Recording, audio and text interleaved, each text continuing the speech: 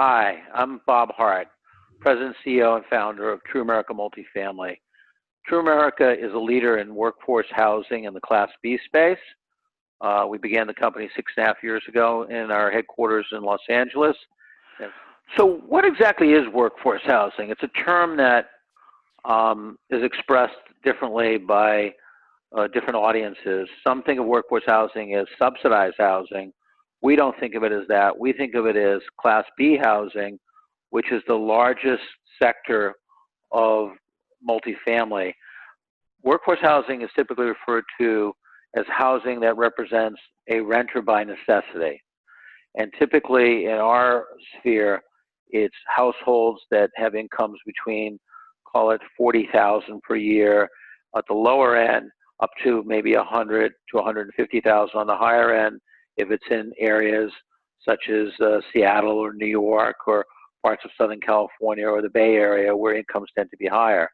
But for the most part, it's blue and gray collar demographics, and it's people that are renting out of necessity as opposed to by choice, which would be more Class A.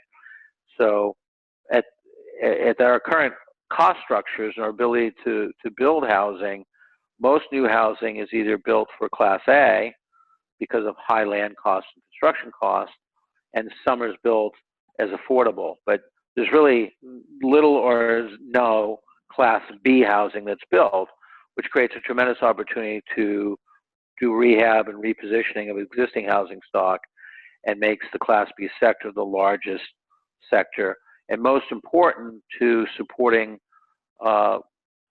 local firms that need affordable housing for their workers throughout the United States. And, we try to buy Class B housing that's close to job sectors, close to retail conveniences, and areas which have good school systems that supports families. So the question that people often ask is, what sectors will lead a recovery, and how is that tracked during past recessions or downturns? We find ourselves in an unusual situation right now because we basically, due to this pandemic, essentially put the U.S. economy and the global economy into a coma. We've basically completely slowed it down. This particular situation is not a recession that's been led by a financial crisis or an oversupply of housing or some other kind of financial situation that occurred in past downturns. So it's not being led in that manner or caused by that manner. Therefore, we believe that workforce housing and multifamily in general will be one of the most durable asset classes to rise from this post-pandemic and hopefully lead us out of recession if one occurs post-pandemic, because of the high necessity for housing and particularly workforce housing. The United States has been underhoused by somewhere between 200,000 and 300,000 units for the past several years.